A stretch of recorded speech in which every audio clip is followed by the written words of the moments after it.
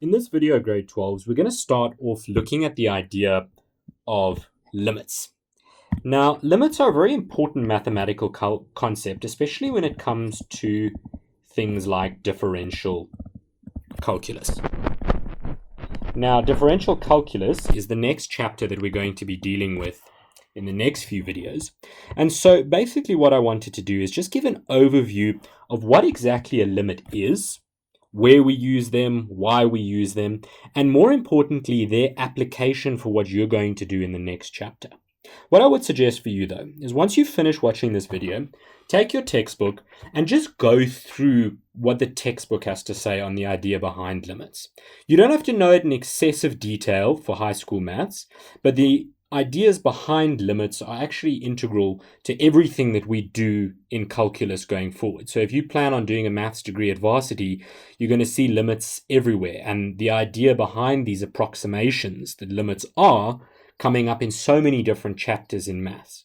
Again, if you've done AP maths up until this point, you'll have covered limits in a lot more detail, and you'll begin to see how they sort of tie into normal maths a little bit more now.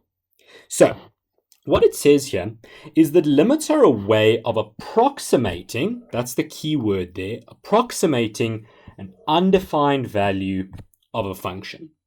So what exactly am I saying here? Well, this is saying that a limit approximates a y value in a function as x approaches a specific value. So a limit is an approximation of a y value as x approaches a specific value. But you may think to yourself, well, we've kind of done questions like that before, because if I had said to you, find the y value in y is equal to x squared plus 5 as x approaches 2, you may have just done something like this. You would have said, okay, well, we're just going to sub in this x value and get a y value out. So let's say this function was f of x. You would have gone and said, well, f of 2 is simply equal to 2 squared plus 5, which is 4 plus 5 is 9. So here's the y value, there's the x value, done. Well, you wouldn't be wrong in that particular case, but let's say I gave you something like this function over here. You may be very keen to start off and think to yourself, oh, well, I can just cancel there and there, and I'll be left with f of x is equal to 2x plus 1, right? And then if I said to you, find y as x is equal to 2, you would just go, well, f of 2 is equal to 2 times 2 plus 1. But let's say, for example, you didn't do that first off. And same question over here, but now dealing with this function here.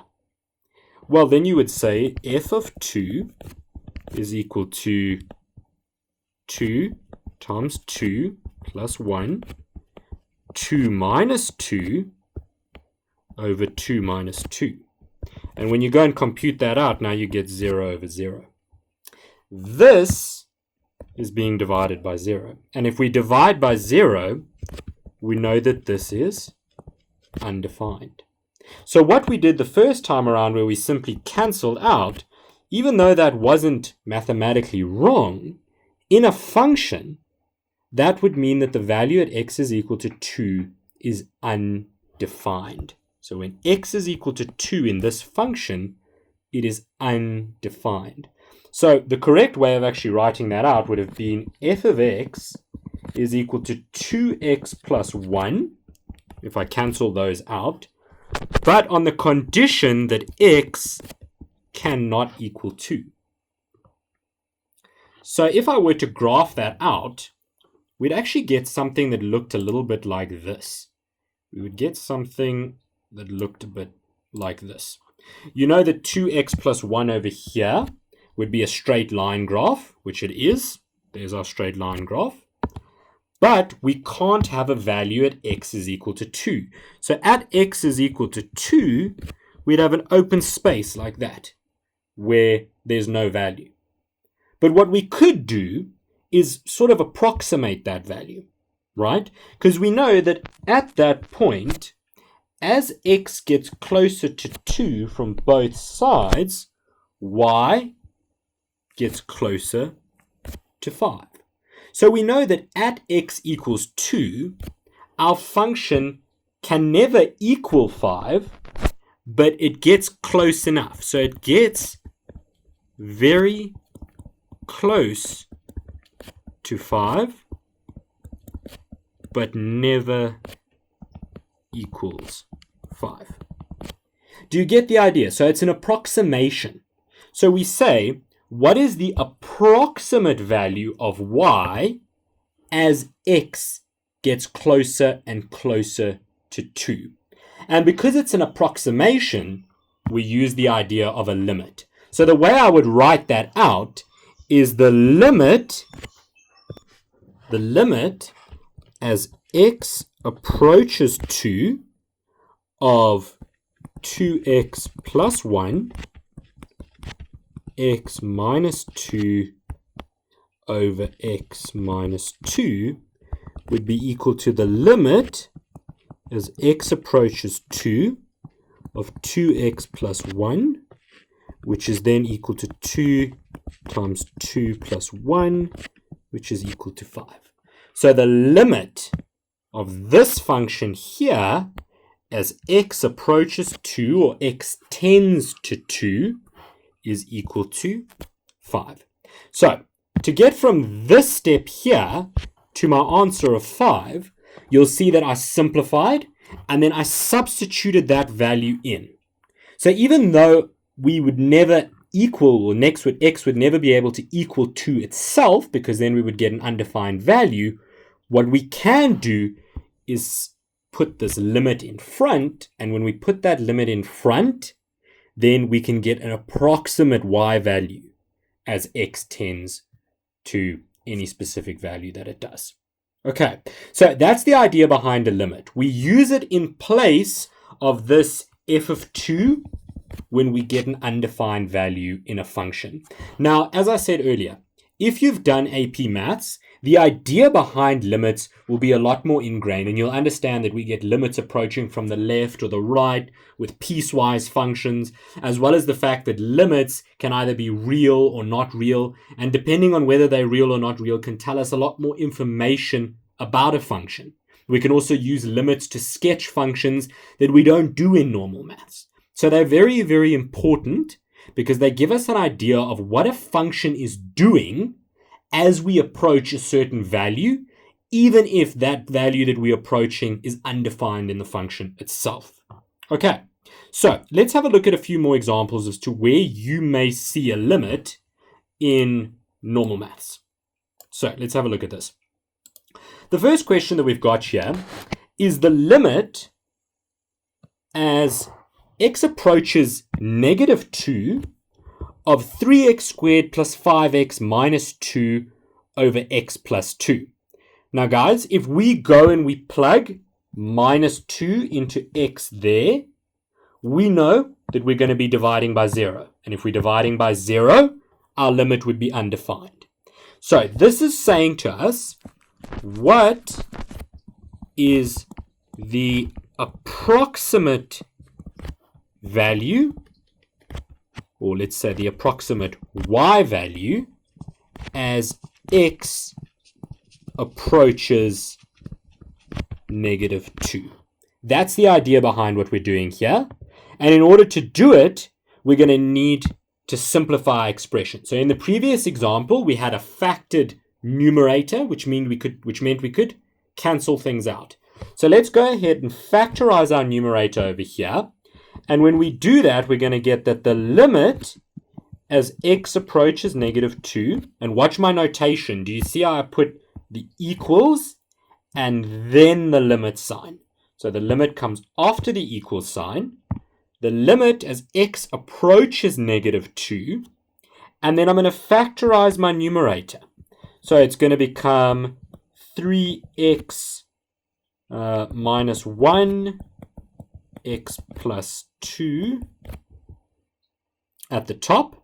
So let's check 3x squared plus 6 minus 1. Good, so that works. Over x plus 2. Those two would then cancel out.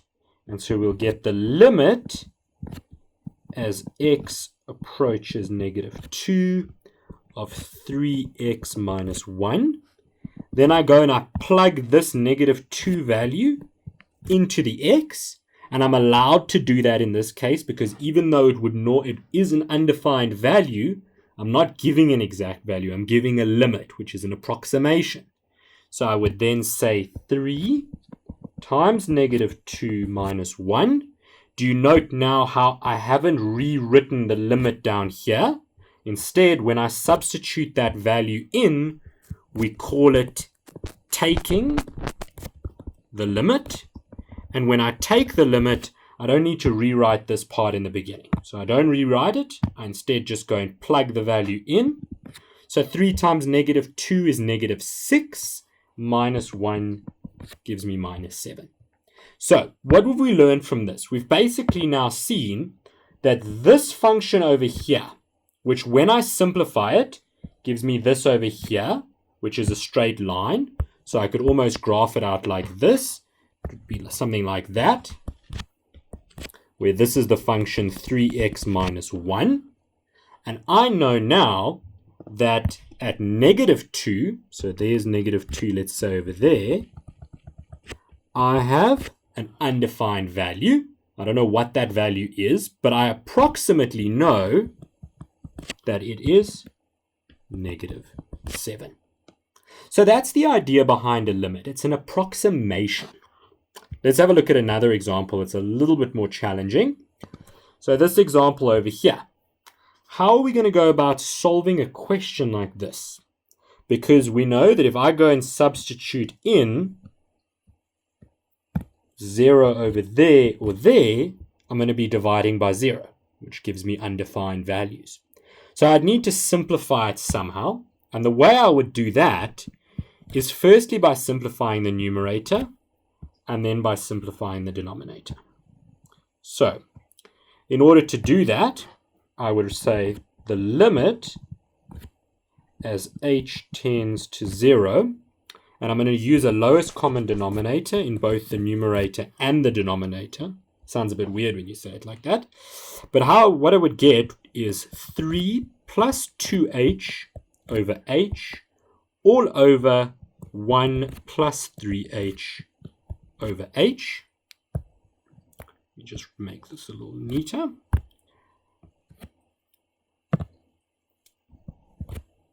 And so, once I've done that, I would then be able to tip and times. So I'd get the limit as h tends to 0 of 3 plus 2h over h times h over 1 plus 3h. That and that would cancel, leaving us with the limit as h tends to 0 of 3 plus 2h over 1 plus 3h. Now I can go ahead and take the limit if I want to. And I take the limit by substituting in 0 into the h there and the h there. So I would get, I drop the limit now, I would get 3 plus 2 times 0 over 1 plus 3 times 0, which is 3 plus 0 over 1 plus 0, which is simply 3. So looking further then, just to sort of summarize this example, we know that for this function over here, and we could graph it if we wanted to. You've got graphing software that you can download.